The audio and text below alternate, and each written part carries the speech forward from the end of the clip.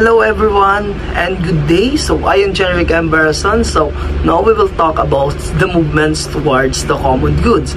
So in this text, explain how Filipinos must move from the family-centered identity to nation-centered identity to truly practices democracy. So many peoples are good, generous with the family, but struggle to show some responsibility towards the nation. So, movements towards the common goods ay tumutukoy sa pagkilos ng mga mamamayan hindi lamang para sa kanyang sarili at sa pamilya, kundi para sa mas malawak na kapakanan ng buong lipunan. Ang ibig sabihin, ang pagiging mabuting mamamayan ay hindi natatapos sa pagiging mabuti sa sarili o sa pamilya o sa tahanan. Kailangan din itong makita sa paraan ng pakikilahok sa mga isyu, pagbabayad ng buwis, pagsunod sa batas, paggalang sa karapatan ng iba, at sa pagiging responsibilidad sa mga pampublikong gawain. Sa madaling salita, kapag ang bawat Pilipino ay gumagawa ng tama, hindi dahil sila ay napipilitan, kundi bukal sa kanilang kalooban na tumulong or magpatupad ng batas or sumunod sa batas pampubliko, na kung sumusunod tayo sa mga batas, ay doon natin makikita na umuunlad ang ating lipunan sa pamamagitan ng ating pagsunod sa kanilang mga batas. Article 2, Section 12, the Constitution say that the Filipino is the basic unit of society.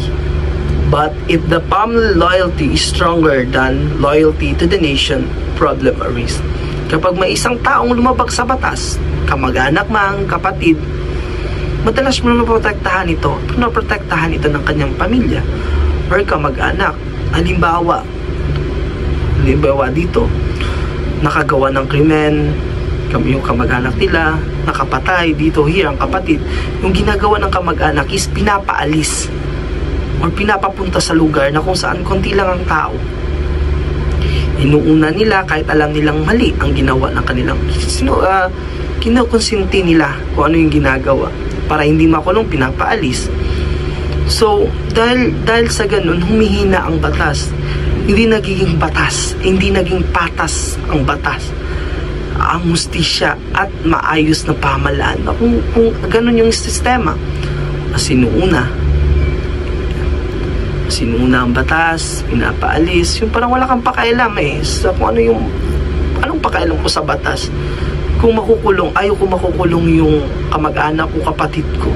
Mas ikaw kamag-anak mo, unahin mo talaga, hindi mo na iisipin yung batas iisipin mo kung ano yung kapakanan or kung ano yung gagawin mo para itaboy mo, para paalisin mo yung kapatid mo or pamilya mo para hindi siya makulong at para yung parang anong tawag dyan, yung parang para matakasan nila yung problema na ginawa nila dito.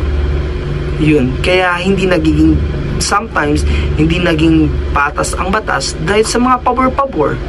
For instance, yung papa ko mayor, nakagawa ko ng krimen, sasabi na, ay, huwag kayong matakot, ako lang, tatay ko mayor, hindi ako hulihin, magiging mayabang pa yun yung iba, nakagawa ng mga ano-ano, ay hindi yan natatakot. Dahil sa mga pabor-pabor, yung mga hindi sila natatakot dahil meron silang kapit sa taas malakas sila. Yun yung ginagamit nilang power. Kahit ano man yung ginagawa nila, kapag may power sila, tama sila. Yun. So, hadlang ito sa pagkakaroon na tinatawag nila patas na batas, hustisya, at maayos na pamahalaan dahil dito. So next, developing a democratic cultures. So developing a democratic cultures means shaping citizens to think, to act, and participate in way that uphold fairness, equality, and responsibility. So the democracy should not only exist in the Constitution, it must also be practiced and in everyday life. So one is respect the law and the rights. Everyone must recognize that the law applies equally to all, whether rich or poor, friends or stranger. All people have equal rights. So dito daw, respect all the law and the rights. Lahat tayo may karapatan. Respetuhin mo siya at rerespetuhin ka niya. So depende yan kung ano yung pagtrato mo sa iba. Kung direspeto mo siya, rerespetuhin ka. Because we have the right. So kung irerespeto, we have the right as equal as one. So meron tayong karapatan. Kanya-kanyang karapatan. Pero dapat, depende sa atin kung paano natin gagamitin ang ating mga karapatan. For instance, irerespeto mo siya, irerespeto ka niya. Pero, pag hindi mo siya nirespeto, anong maiisip mo? Hindi ka rin niya rerespetuhin. That is the feedback. That is the importance of respect. Respect individual and equally rights. That's all everyone. So bye.